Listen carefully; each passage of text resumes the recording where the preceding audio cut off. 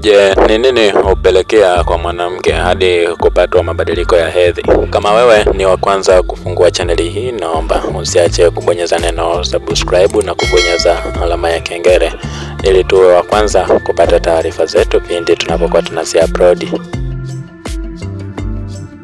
Na Dr. Lucas hapa niko sambamba nawe katika kutambua ni zipi sababu ambazo huwa zinapelekea hadi mwanamke kukumbwa na ile tatizo la mabadiliko ya hedhi katika mzunguko wake. Sababu ya kwanza ni pamoja na msongo wa mawazo, ama kwa lugha ya kigeni tunaita stress. Msongo wa mawazo huathiri sehemu ya ubongo iitwayo hypothalamus ambayo inadhibiti homoni za uzazi. Msongo unaweza kuchelewesha au kusimamisha hedhi au kusababisha mzunguko kuwa mfupi au mrefu kuliko kawaida. Mabadiliko ya uzito, kupungua sana au kuongezeka sana kwa uzito huathiri homoni za estrogen na progesterone.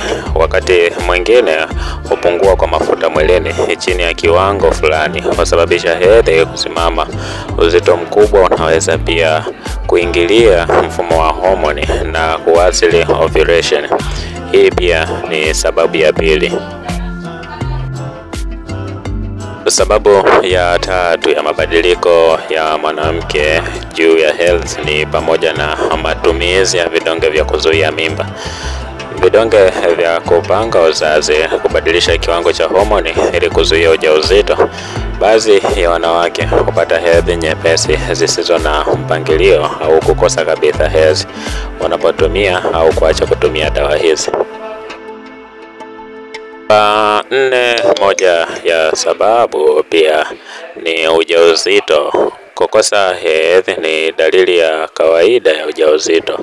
Wakati wa ujauzito mwili husitisha ovulation na mzunguko wa hedhi huelekezwa katika kuandaa mazingira ya ukuaji wa mtoto. Namba 5, moja ya sababu ambayo inapelekea hadi mwanamke kuona mabadiliko katika hedhi ni nyakati za kunyonyesha. Wakati wa kunyonyesha, homoni inayoitwa progesterone huongezeka ili kusaidia uzalishaji wa maziwa.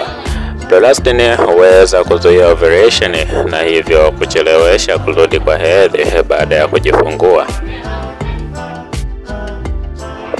Perimenopause. Hii pia ni moja ya sababu ambayo inapelekea ama inasababisha kusimama kwa hedhi. Hiki ni kipindi cha mpito kuelekea menopause, ama tukimaanisha kukoma kwa hedhi. Kwa kawaida huanza katika miaka ya 40. Mzunguko wa hedhi huwa hauko sawa. Unaweza kuwa mfupi, mrefu, mzito au nyepesi kwa sababu ya mabadiliko ya homoni. Sababu ya 7 ni pamoja na polycystic ovary syndrome, ama kwa kifupi tunaita PCOS. Ni hali ya kiafya ambayo ovary hutengeneza vifuko vidogo vya maji ambavyo kwa lugha ya kigeni tunaviita cystis, na homoni huwa haiko sawa kabisa. Wanawake wenye PCOS huwa na mizunguko ya hedhi isiyo ya kawaida, hedhi chache kwa mwaka au kutokuwepo kabisa kwa hedhi. Magonjwa sugu au maambukizi. Hii pia ni moja ya sababu ambayo inaweza ikapelekea mwanamke kuweza kukosa hedhi. Magonjwa kama kisukari kisichodhibitiwa, tezi ama thyroid inayofanya kazi kupita kiasi au isiyofanya kazi vya kutosha, na maambukizi ya via vya uzazi kama PID, pelvic inflammatory disease, huathiri mzunguko wa hedhi kwa njia mbalimbali. Mazoezi kupita kiasi. Hii ni sababu nyingine ya 9. Wanawake wanaofanya mazoezi makali, hasa wanariadha, wanaweza kukosa hedhi kwa sababu ya kupungua kwa mafuta mwilini na athari kwa homoni za uzazi. Kabla hatujaenda kutazamia sababu ya mwisho, sababu ya 10 ni kwa nini mwanamke nyakati fulani huwa anakosa hedhi ama asione hedhi kabisa. naomba kuweza kukumbusha, kama tu wewe ni wa kwanza kufungua chaneli hii, naomba usiache kubonyeza neno subscribe na kubonyeza alama ya kengele ili tuwe wa kwanza kupata taarifa zetu pindi tu tunapokuwa tunazi upload. Twende tukaitazame sababu hiyo ya 10 ni ipi hasa. Lishe duni au upungufu wa virutubisho. Sababu ya 10 hii, lishe isiyo na virutubisho muhimu kama chuma na vitamini B inaweza kuathiri uzalishaji wa homoni na kuvuruga mzunguko mzima wa hedhi. Kukosa kula vyakula au kula mlo usio kamili huchangia tatizo hili hasa.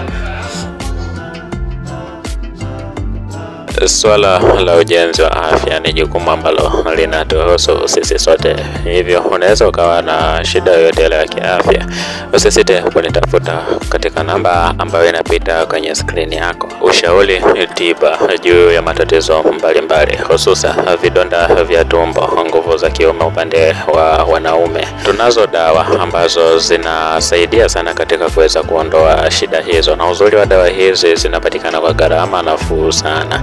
Tunasafirisha mikoani kote, ewe Mtanzania.